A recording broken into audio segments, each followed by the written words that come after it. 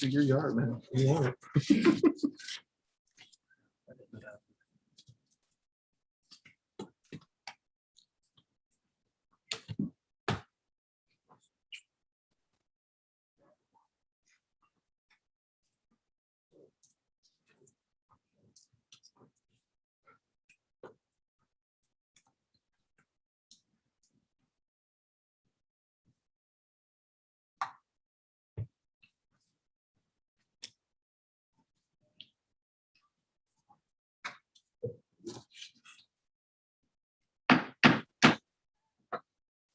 Saying, pay attention.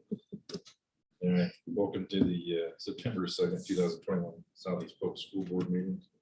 Can I get a roll call? Handy, Here. Crab, Here. Fisher, Nave, Here. Slings, Here. Crowell, Here. Powell, Here. All right, we do have a forum, so moving on. 1B, agenda adoption. Dr. Lipnick, are there any changes? There are none. Motion to approve the agenda. Thank you. Seconded.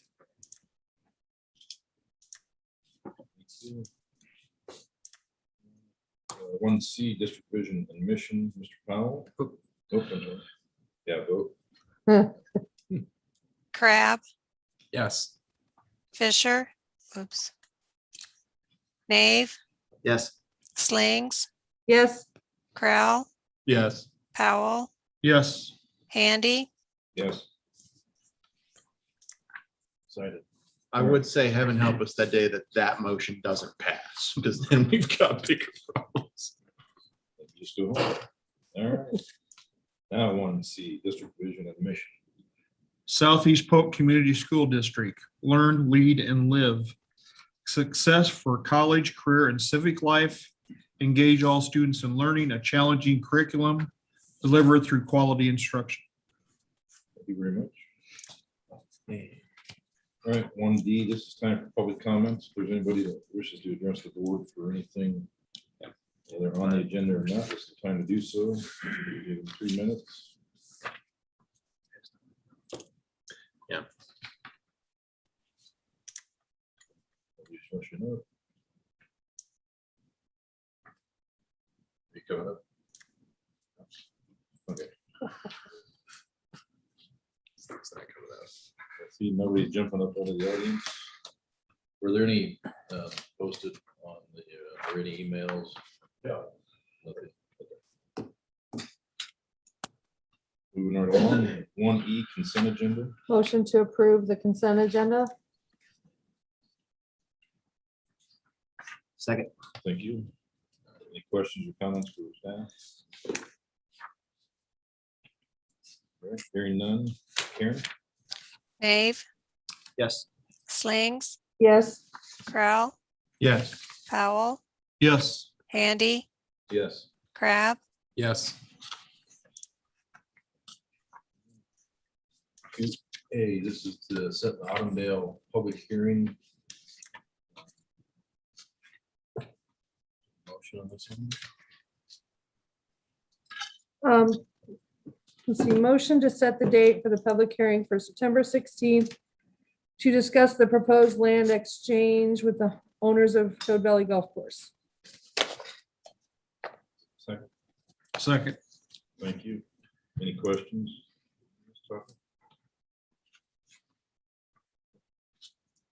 Hearing none. Karen? Slings, Yes. Crowell, Yes. Powell, Yes. Handy, Yes. Crab, Yes. Nave, Yes. All right, 2B. This is the set Mid-American easement public hearing for infrastructure along Martha Miller Drive. So motion. Motion to set public hearing for September 16th to discuss proposed underground electrical easement along Martha Miller Drive. Second. Thank you. Any discussion, questions? Hearing none. Karen? Crowell, Yes. Powell, Yes. Handy, Yes. Crab, Yes. Nave, Yes. Slings, Yes. Moving on to 3A, AP update, Mr. Pettit.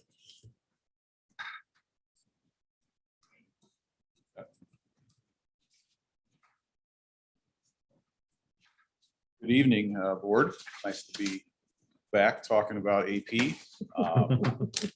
We had obviously not a normal AP testing season for the last 2 years. But this report is the same report that I've previously given, obviously with just updated numbers. So I'm not going to go through every slide in a ton of detail, but there's some things obviously that I would like to highlight because I think our kids did really, really well this year again. So the first page really just talks about how many kids are taking courses. Really the January enrollment, and we have some courses that start at the beginning of the year, some that start in January. So in last school year, we had 473 kids currently in an AP course or in an AP course at the start of the second semester. 360 of those kids took an exam. So I call it the exam participation rate was at 76.1%. That is lower than what we've had in the past, but to me, it makes sense. And last year was a different year. Some of our kids were taking AP classes from home. So to me, it makes sense that we had, a lower percentage, but that's a pretty darn good percentage compared to what a lot of other school districts have every year. Okay. This is just again a breakdown of how many different kids at each grade level took how many different AP exams. So the last box or the last graph there, that is this year, but you can see some comparison years prior to that. So we had 262 students take a total of 360 exams. In 2020, again, that was the first portion of COVID. COVID kind of hit right as we were getting ready to take those exams. So we had a significant larger number in that 2020 year, but the highest, I guess the majority of that year was a normal year in 2020. Okay. This is the slide I like to spend some time with. There's a ton of information that's on it. Again, I highlight in green wherever our passing rate was higher than the Iowa passing rate and higher than the global passing rate. So if you look at the very last column about all of the exams, 71.4% of all exams taken by Southeast Polk students were passed. Again, a pass means you get a 3, 4, or 5 on the AP exam, compared to the Iowa passing rate at 54.8 and the global passing rate of 52.2. I'm going to pause, just take that in. I mean, that's awesome. And that is Not even really, close. really great. We are traditionally higher than the Iowa passing rate, but that's significantly higher. So amidst all the challenges that we all went through and you guys went through as a board with decisions, our kids were pretty resilient and they did great. Again, you can kind of look across the board. We're green on almost every test. The 2 tests that we did not score higher than the Iowa passing rate or the global passing rate, those are the 2 tests that are the hardest of the 2 tests when it comes to how, the percentage of students that pass. Okay. Also on this, you can see, I think it's that 4th row down, that's how many students took exams in each one of those courses. And then the final 5 rows are just about how many students scored a 5 or the top score per exam. So we had 55 students last year score 5s. Okay, so again, there's lots of information on that slide. And in just a summary, our kids were awesome. So this is more of a snapshot of kind of the graduating class last year. How many exams, how many students took 1 exam, how many students took 2 exams, so on and so forth. So we had 186 students in that class that took an AP exam at some time throughout their high school career, not necessarily their senior year. And our seniors took a total of 387 exams. That's 38.4% of our graduates last year took at least 1 exam at some point through. Our passing rate was a little lower for that year's class. compared to what it had previously been. But again, 65.4% is significantly higher than the Iowa passing rate of 55.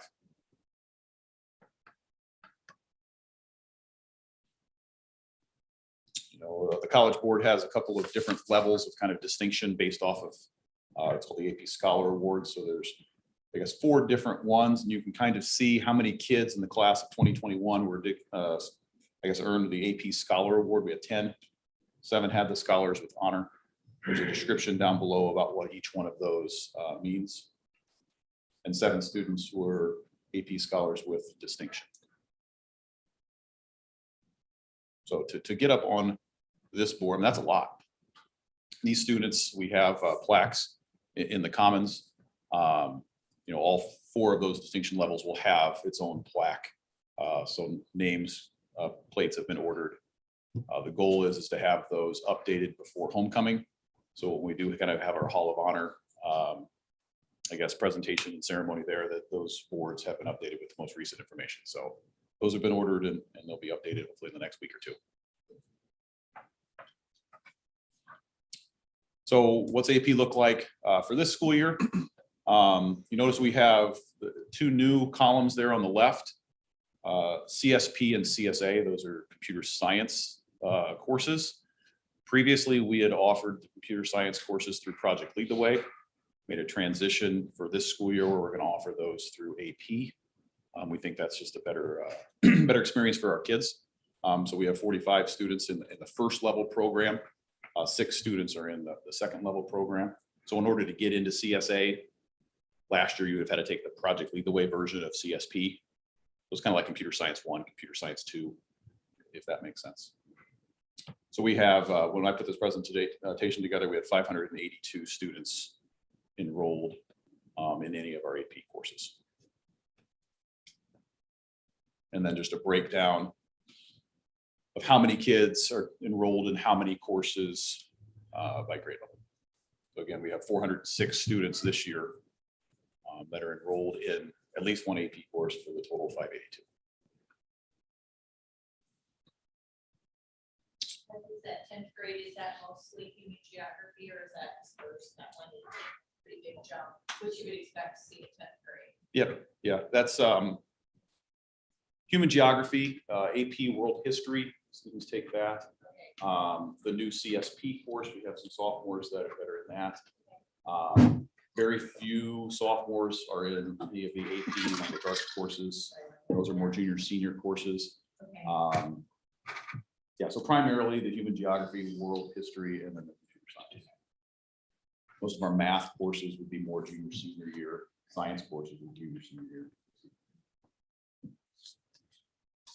So does anybody have any questions, or who has the first question? Maybe is a better way to Ask a phrase question.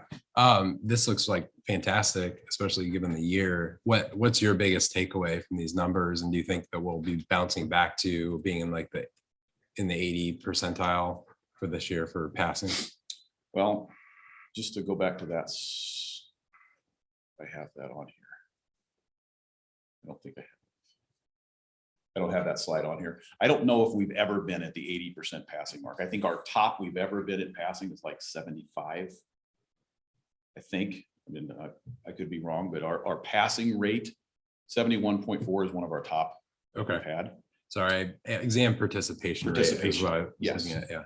Yeah, the participation rate, our goal is always to have, you know, all of our kids take it. You know, I kind of push our AP teachers that however many kids start the school year or start the course, we want that many kids to finish the course.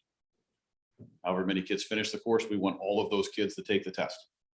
And however many kids take the test, we want them all to pass. And that's wildly lofty, but that's really, really high. You know, historically, we've been, you know, in the mid 80s. The participation rate, our passing rate has been about that 70 to 75. You know, so we're doing really, really well. You know, I don't hold them to that 100% expectation, but I think that's the mindset our teachers are going into that course with. You know, it's not just, I'm going to teach to this rigorous level, and if you can't, you know, make it, then you need to drop the course. It's what can we do from an intervention standpoint to keep kids in the course, to make them feel confident enough to want to pay to take the test. Mhm. And then obviously their confidence is accurate because they really are prepared to do it. Yeah. I'm glad to see that the computer science is on the list too. I mean, that's jobs of the future. So Yeah, absolutely. You got some juniors and seniors that are feeling really energetic, taking 3, 4, and 5 AP courses in 1 year. That's phenomenal. I mean, I don't know what would be the most AP courses I would encourage my own child to take. Right. 4 AP courses is a chore. 1 AP course Yeah. is a lot, Yeah. and we do have some students that start off the year and they're in maybe one more AP course than maybe they can really handle. And that's what, some of the students that drop a course would be, is just because the intensity maybe wasn't exactly what they had Predicted. anticipated it to be. Yep. But we also have students that's what they get excited about. They like it. They like the variety, they like the rigor, they like having every class either be AP or, we've got plenty of dual credit DMAT classes as well. Right. If you look at a lot of our kids' schedules, some of the students that are seniors that maybe only have two, right? AP courses might have 4 other courses that are DMAT dual credit Right. classes. So we've got a lot of opportunities for our students to take rigorous coursework. AP is obviously one that I present on, but the DMAT dual credit, there's lots of kids that take those courses as well Yep, too. I agree. Wonderful. Even am I missing it? Is there one that kind of the percentage? What's the percentage of the past few years for the? I'm looking at the AP exam passing rates. Is there? So you're looking for the I'm not previous sure, year? but yeah, is there one that says like what we did last year and the year before as far as that? Am I missing that? I don't have that one on here. What I have in comparisons, apologize for sliding through this, All right, fine. is really just how many tests students have taken. But Compared to, I mean, if you can remember, is this better than years past as far as? I mean, I know we've always been better than the Iowa. across the board, the 2021 passing rates for us was higher than last year. Last year's passing rates, I think, was like 66. The year before that, I think, was 75. The year before that was like 74. So And I can't remember what I had for lunch yesterday, but it seems that we've got more green this year.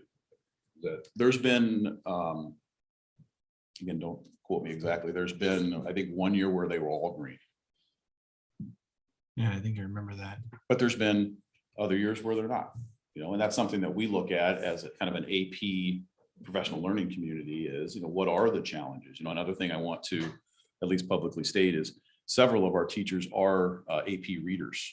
So the best professional development that they have is to go and actually grade the tests, because that really allows them to bring back a lot of insider knowledge and expertise to really help our kids prepare for those tests. So I think we have five of our teachers are AP readers, which was interesting this year. I mean, usually that's, I don't know, San Antonio or Orlando, and this year it was Altoona or Pleasant Hill. It's kind of in their basement, right? So maybe wasn't as a great experience as it was previously, but still we had, I think, 5 teachers this year that were AP readers. That's good.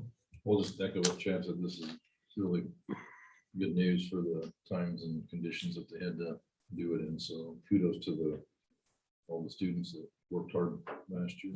Yeah, and obviously our teachers do an outstanding job, but it's, parents too, because it's tough. It's tough when you see your kids stressing out at home, especially when you're taking multiple AP courses. Yeah. So it's definitely a team effort.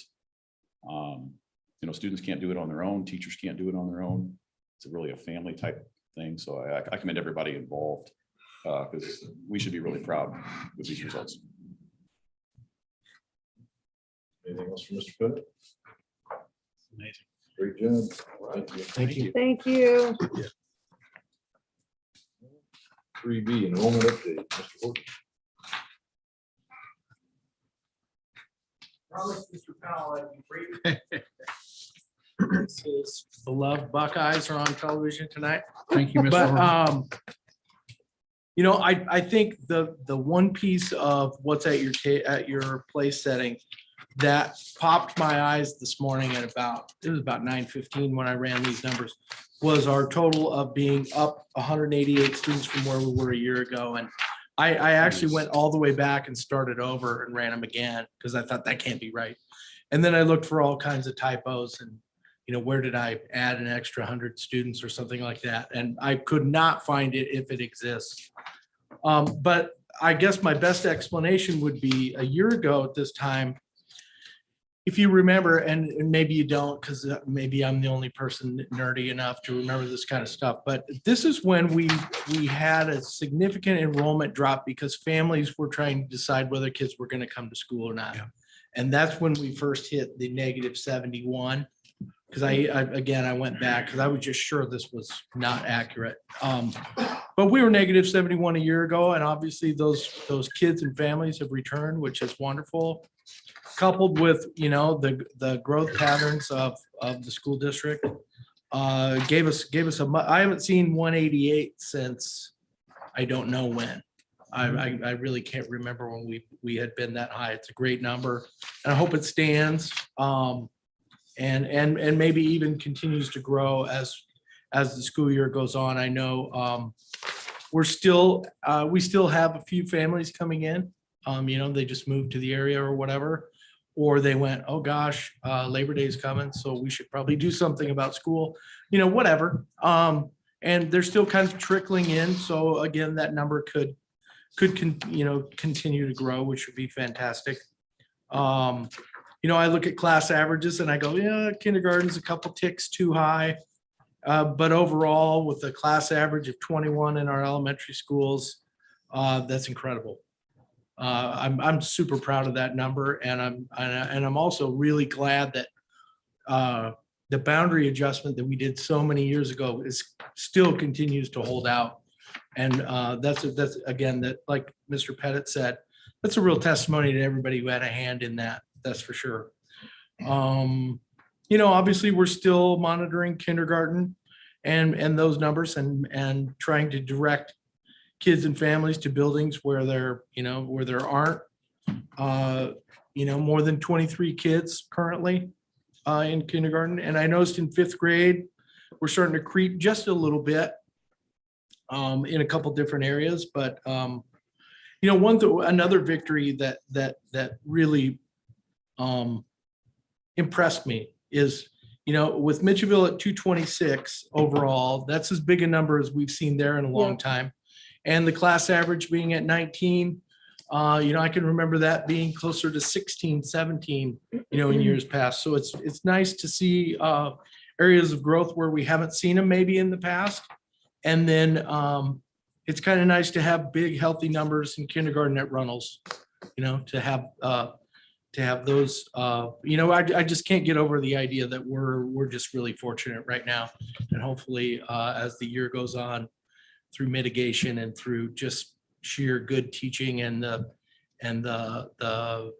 resilience that Mr. Pettit talked about, hopefully, I'm very optimistic for a good year, I guess is what I'm trying to say. Any questions about enrollment? More, where are we open enrollment wise? Are we even, like, coming and going? Are we ahead? More incoming? I think we're pretty close to even right Okay. now. That over the next couple of weeks, we'll Get a, start to get a real handle on that. okay, This is gonna be a weird year because of the whole right. Des Moines thing, that it's unlimited for them, even though we're looking hard at anything that. Well, and I see a lot of incoming, but I also see some outgoing. So, and it's been a busy summer like that. So I just kind of wondered where we stood, and maybe after the enrollment date, final number, you can give us Yeah. what that is. One of the things I would say is there have been times where we've approved, but it's not to a building that the family wanted to go to. So Right. then even though we approved it, they're not really Happy coming with, here because they decided that That's building not didn't fit acceptable. with their family plans. So. okay, Agreed. If there is a sibling in a particular building, we really just kind of automatically go to building with the least number of students at that grade level. And that's where we end up assigning open enrolled students.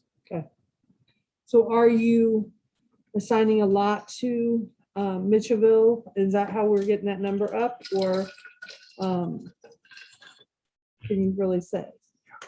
You know, Right. I don't know if I'm not sure what a lot It's means, okay. but You can, yeah, when you look at the numbers that are going on, you know, with their class average at 19, kids are going to tend to be assigned there just because the class sizes are just smaller, okay, and we want to build those up. right. It seems, yeah, almost like normal class sizes. That's kind of why I wondered if that was going up on its own, or we're looking at some open enrollment right there. Mhm. All right, Open enrollment's closed right now, right? We're not- well, Case by case basis. well, What is the time that it's closed that we don't accept anymore? Isn't there a deadline on? Oh, I see normally, what you're saying. Yeah, March 1st would have been for just a random open enrollment. Now there would have to be a good cause clause met in order for that to be. Okay. you know, There's a few So different. it's not like things. we're gonna have an influx of any more. Probably not. You but shouldn't. Like I said, the only thing that's weird this year is with Des Moines, that being wide open until March 1st of next year. It's hard to know if there would be an influx. Wouldn't think so, but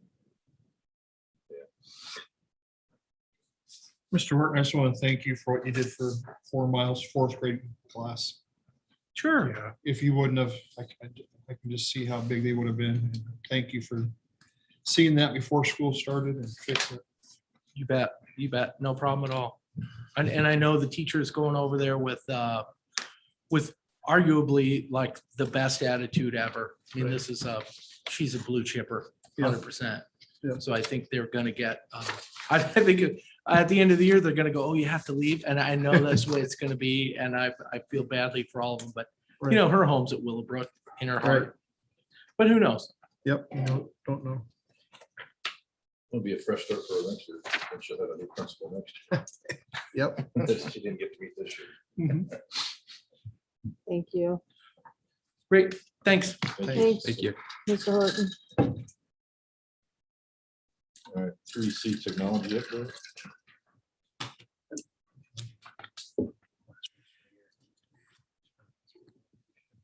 Okay, so I just have a brief update tonight.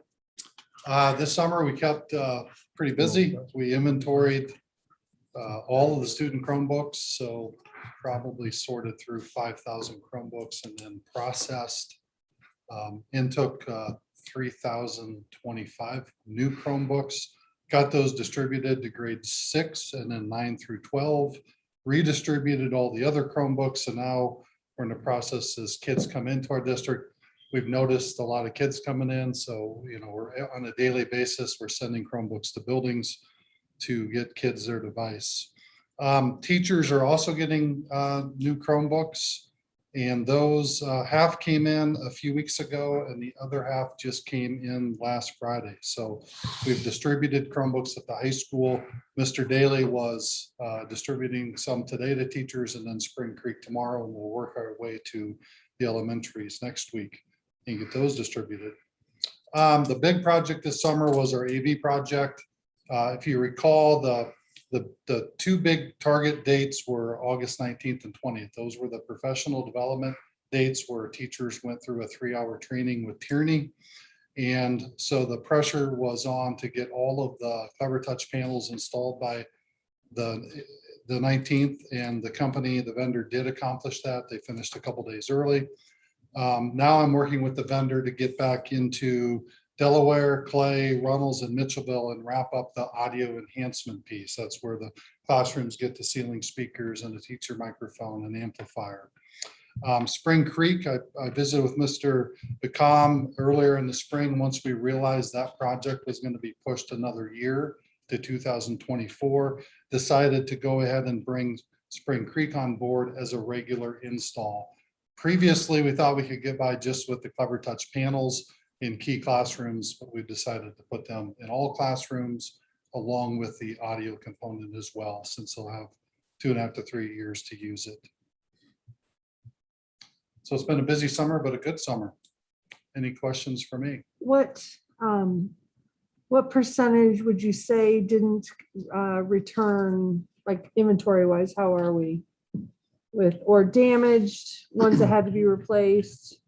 I know we had some discussions at a previous Yeah. meeting. It wasn't too bad, but with COVID and having K through 2 take devices home, which we hadn't really planned for, it was a little bit of a chaotic mess. And then you try to go after the devices, and then families might say, well, I dropped it off at district office. I dropped it off at the high school with my son's Chromebook there, or I gave it to somebody that was in the, it's really difficult this time around. So what we've done this year is we are using a different management system to inventory the Chromebooks.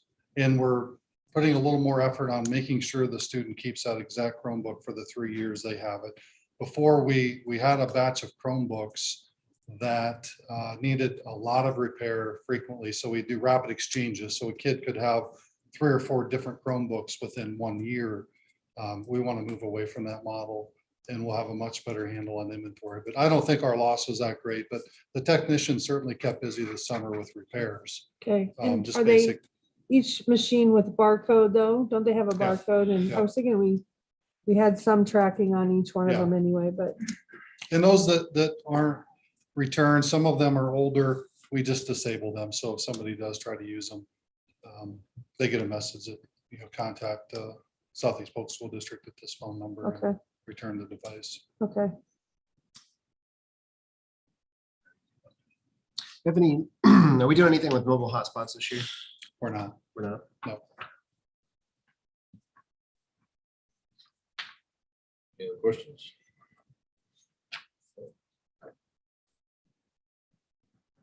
Thank you very much. Yeah. We need this process discussion.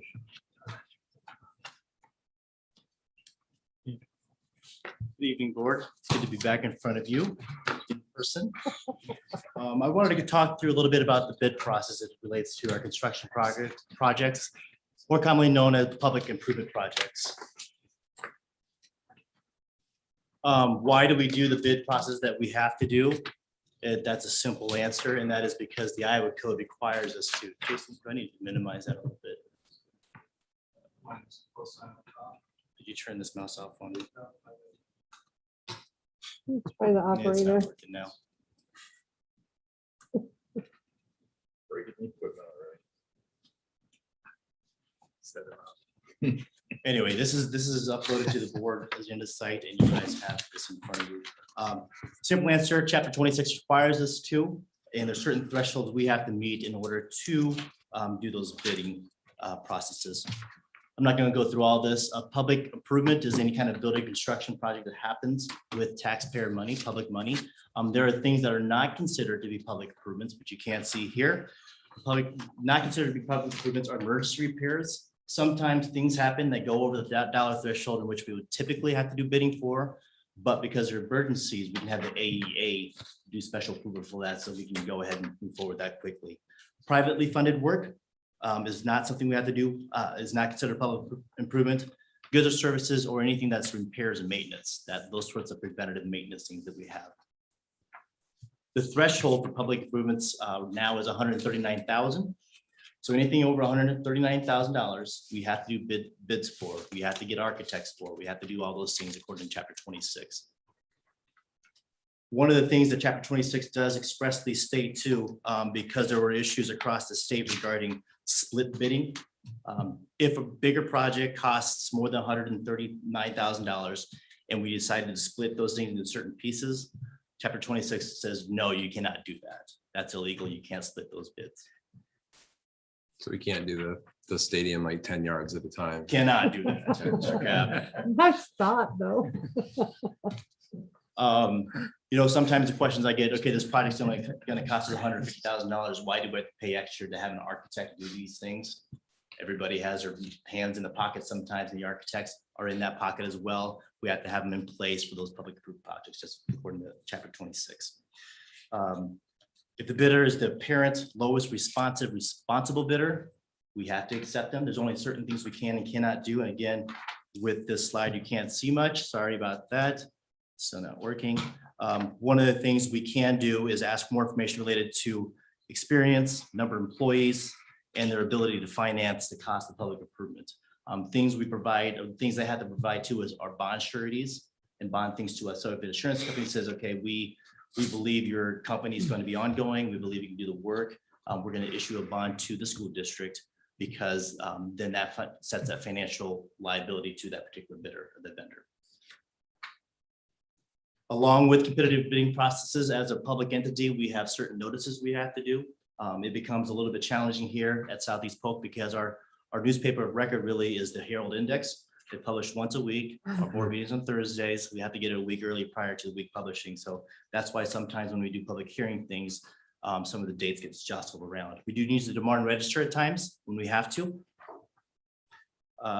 We also have public notices for our bidders. We don't have to publish it in the newspaper anymore for these things, which is great. We publish on our website. We publish in things that are within the bidding construction ranks, the B-lines, I'm trying to think of the trade manuals, that sort of thing. So we save some money from that standpoint.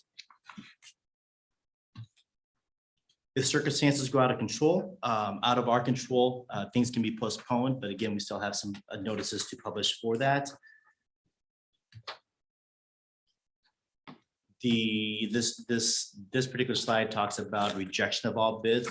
The board can choose to accept the bid, the lowest responsive responsibility, or you can choose to reject all bids. If we do reject all bids, it becomes kind of a gray area. Always we would consult with legal counsel when it comes to this. There's notices we need to provide to the bidder as to why we're doing these things.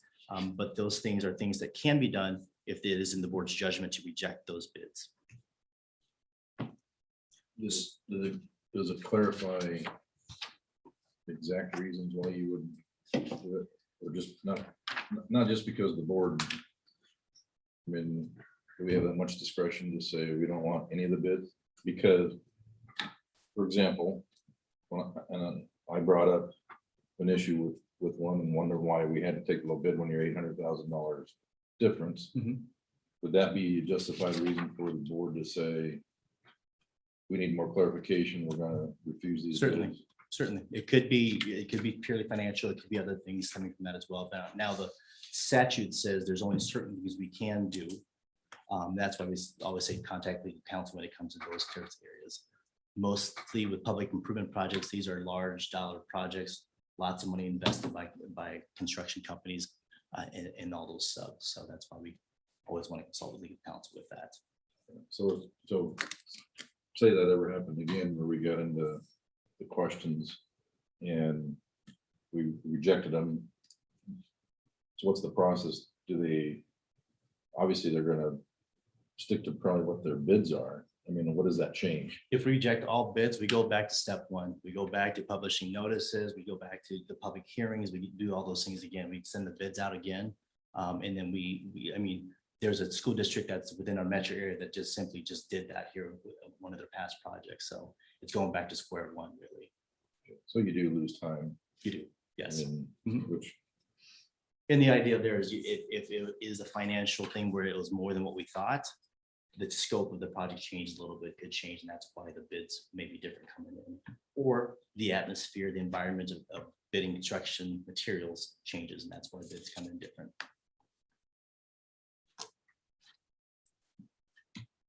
In opening bids, there are certain things we have to follow that as well. Typically, our architects lead us through that process, which is great. Less for me to do, less for us to do as a team. The definitions of this is good right here. The responsive, what that means as far as a bidder, submitting everything completely to us. Responsible, the capacity to do so, not financially so much, but just having the skills, the manpower, and the performance in doing so.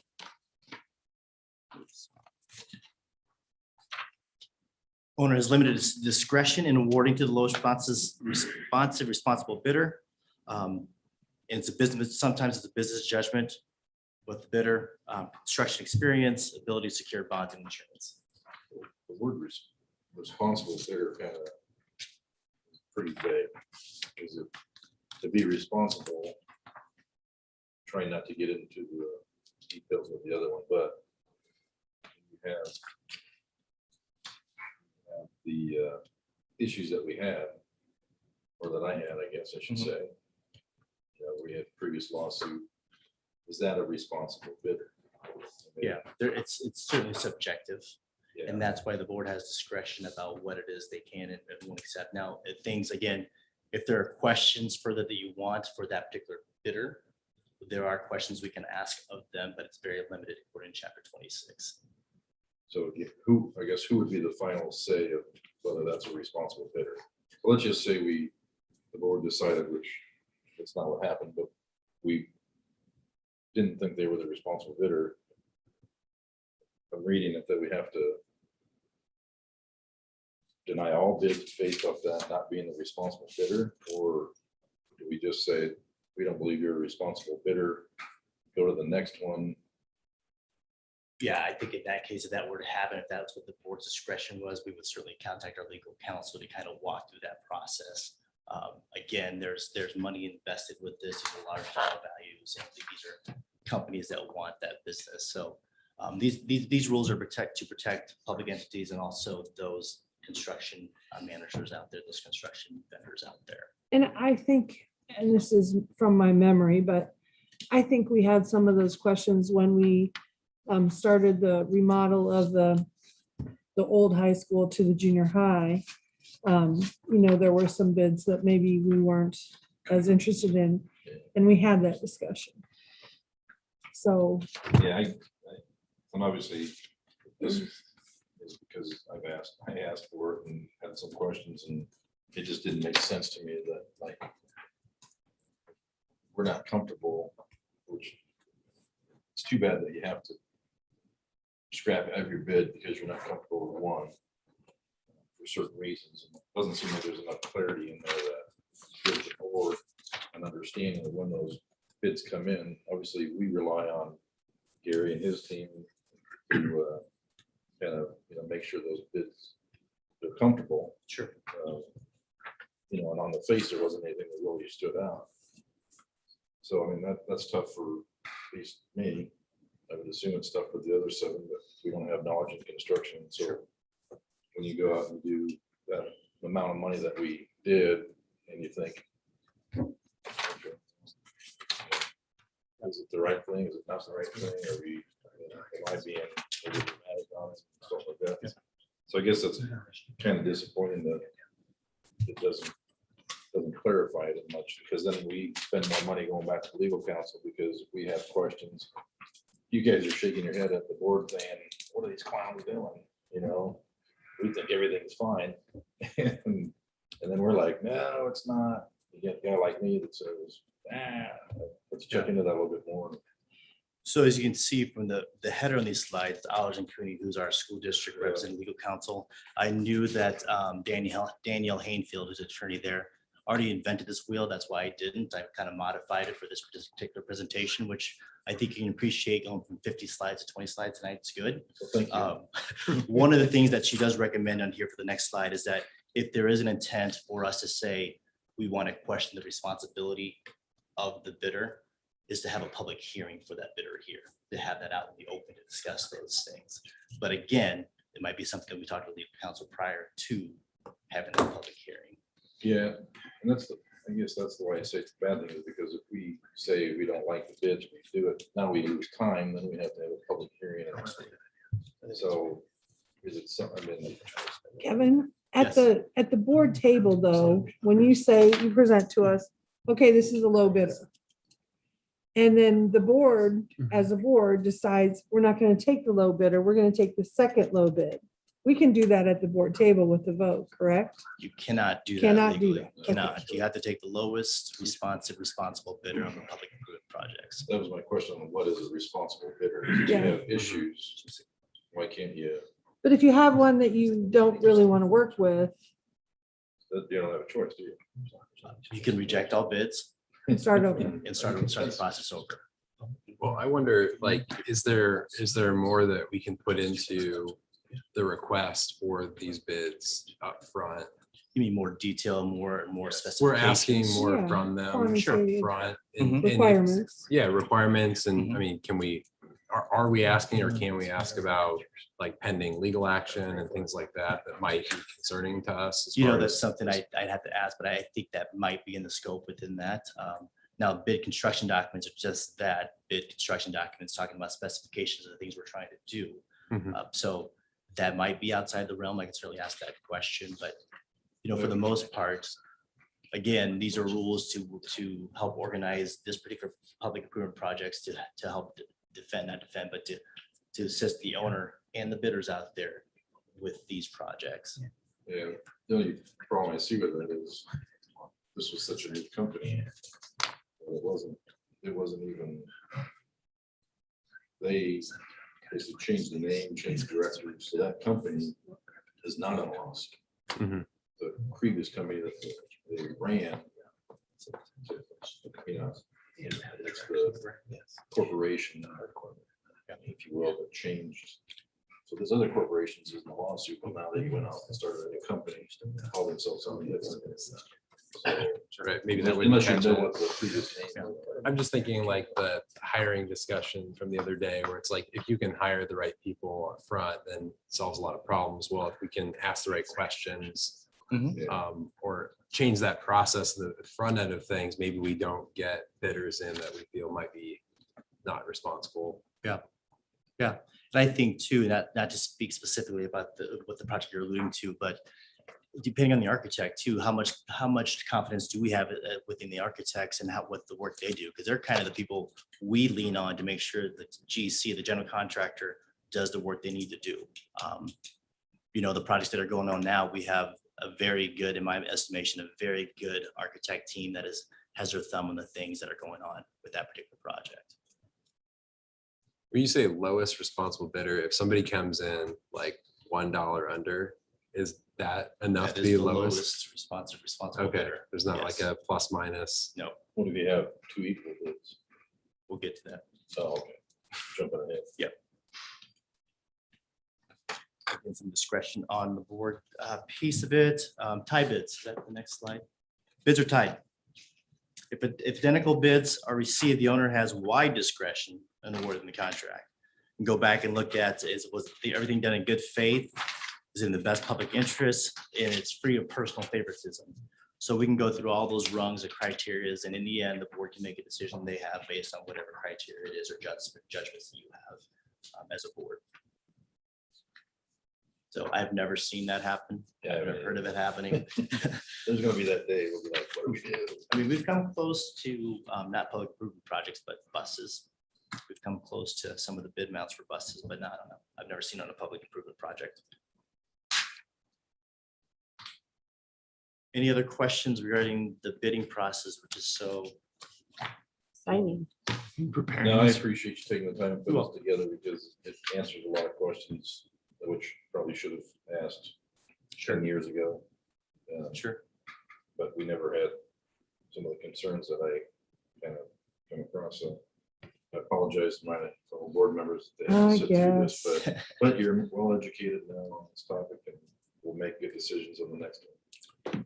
We'll have another project, a few other projects coming up to bid here soon, so you'll have a chance to kind of go back through this presentation and read about what we can and can't do. And so since we're in election time, this would be a good thing to have for those new candidates and just so they, sure, as they come on, if it depends on what we change, if any up here, the new people should probably have that. I guess I wish I would have had it. Not anybody's fault, my fault for not digging into it sooner. But that's a great piece of information to have. Good idea. Very knowledgeable. Good idea. It's uploaded to the assembly site and I can make that part of my orientation when we talk to Cool. candidates. Yep. Great. That 3,000 page booklet you gave us. Yes, that sir. Thursday. Yes, sir. 3008 now. All right, thank you. Appreciate it. Thank you. And activities update, travel, Mr. Campbell. Where are we going? Good evening. So I think most of you are aware in the past, many of our activity groups take various trips, whether they're classified as overnight out of state and even occasionally out of country. So with the pandemic, we hit pause on those. But moving forward, I just want to have a discussion, I guess, for the sake of transparency, that with a return to learn plan that's heading back towards hopefully some degree of normalcy, to continue to allow our students to travel either overnight, out of state, and even out of country potentially. Here's the thing, some of these are really easy to be nimble, pull the plug. It's not a huge deal. You have a wrestling tournament in Dubuque, the night before something happens, it's not a lot to pull the plug and kind of stop the train there. Some of these other ones, there's a lot of machinery that gets moving, fundraising, planning in advance. So if you look at some of these, this year we've got the Rhythmettes, it's their national trip to Dallas. They didn't get to go, which will be 2 years ago this spring. That's when everything hit. We've got a Spanish club trip to Spain that's still going on. We've got our vocal music group that's got their trip to New York City planned. So kind of my advice to these groups would be, we really need to press the travel companies to understand what the refund policies are. And then we really have to inform parents that there can be things that are out of our control. Right now, the European Union is letting individual countries potentially decide whether or not to allow visitors in. So it may not be under our control to determine whether or not a club could go to Spain, for instance, or New York could close down. So just making sure that we do our part to communicate that right now our plan is to be optimistic and hope things return to normal and allow those opportunities to continue. But just understand there are things that could be out of our control. And then that's when it's important to understand what are the refund policies that are in place and make sure that the companies are communicating those.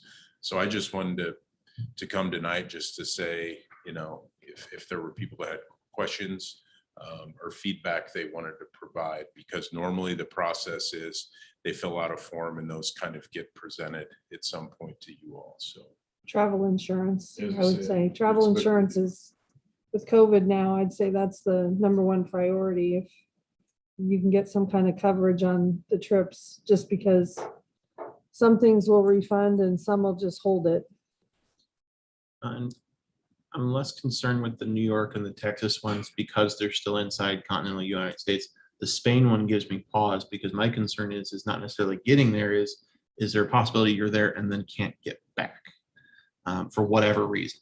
That would be my concern with the international ones, but Or okay, you get there and you've got to hold up in a hotel for a week before you can start the trip. Yep. Quarantine, and then the same way coming back. Who wouldn't want to live in Spain? Well, I'm just saying because of school, usually that's I mean, over spring break kind of thing, but I think those are all good points, but that goes back to maybe the transparency up front, which yeah, is no. refund policy, and these are things that could happen. And if you want to proceed with that, you're proceeding with your eyes open to those possibilities. yeah, that's true. I think, Jason, you presenting this to us was really good. It reminds us of what a normal year looks like and with activity groups. And we're all hoping that we get back to everything being opened up. And I think as long as you're transparent with parents and everything of what could happen, I'm glad to see that you're opening back up. Jason, what's the advisors? Are they wanting to do it, or is there some Well, I think hesitation? most groups that I've mentioned are probably in the camp of wanting to proceed. Those that don't, might not do it. But certainly, I think all the ones I mentioned have already approached me about, hey, when can we fill out the form for this year to look at what we're going to do? And it's kind of been this, I think we have to look at approving these, but with the understanding that there could be things out of our control or just something that significantly changed and we would have to adjust. But at some point it's when does the gate kind of open to at least proceed with some planning and looking ahead at some of those, because they're going to be coming up here shortly. probably first out of the gate, just off the top of my head. I mean, I never know. I'd have to go back and look and see like where some potential fall state events could land, where people could have to potentially stay overnight. But then the first real out-of-state stuff, I think, starts happening in January, no, in December there with Gardner Edgerton, and then Cheesehead.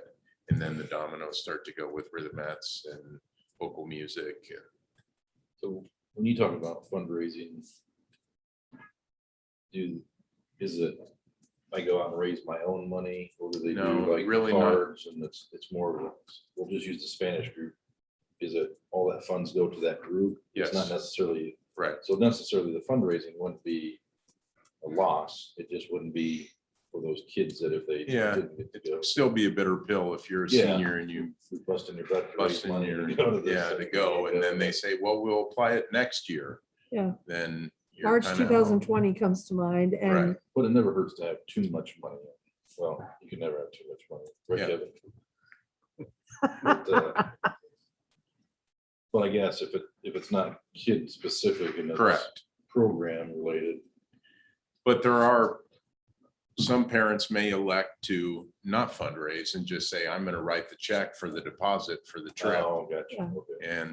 And I would say that's, in That's some like- are a combination. I would say most. I'd say a lot of people don't fully fundraise their trips. There's gonna be a That makes combination. a difference. they have an account that the funds, Okay. or they still do the That account. makes, I guess that makes more sense on that piece that.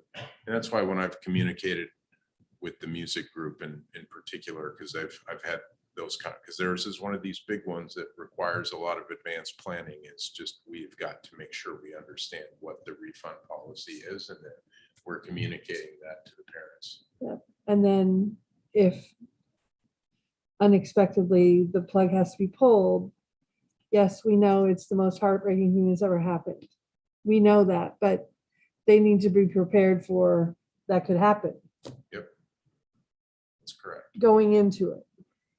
And it may be completely out of our control as Yeah. well. Yeah. That doesn't stop the drama though. And just for the record, we don't have to approve these. That's just administratively. You just give this stuff to us for knowledge, right? Because I don't ever remember. Somebody asked me about that. It said. We used to get notice of every overnight Yeah. trip, but we don't anymore. So We haven't had any. that's fair. We haven't had Yeah, any. So Yeah, you don't act This on stopped them, that you're last year. provided It's just more information. fun. Okay. If somebody had asked me that, and I was like, Okay. no, we don't have to approve them. It's just whether they want you to go. So it was kind of like, they were shocked, like, well, we don't have to. I'm like, no, I've never approved them. Well, I think it's good at least that we all Yeah. kind of have a transparent discussion about what's going on, and so Yes. you understand, because some of these, there is some risk for the district involved in it. So Well, no, we appreciate it. So hopefully everybody can go on their trips and it'll be a great year. And stay healthy. Thank you, Jason. thanks. thank you. Thank you. All right, anything else for the good? Real quick, where are we at? I know we've still getting some emails on transportation issues as far as overcrowding and some delays. Where are we at with trying to get that resolved? I think that they made quite a few strides. We had one particular this afternoon that everybody on the board got, and that particular bus was 17 minutes earlier than it had been. This was the first day of a restructured route, so I anticipate that to continue. So I think that's taken care of. You know, hit and miss, there may be a bus late here or there because things happen. There's construction around town, whatever, but for the most part, I think things are improving. Excellent. Anyone else? On that, gavel time. Need a motion, but Oh, I'm just gonna say do it. Motion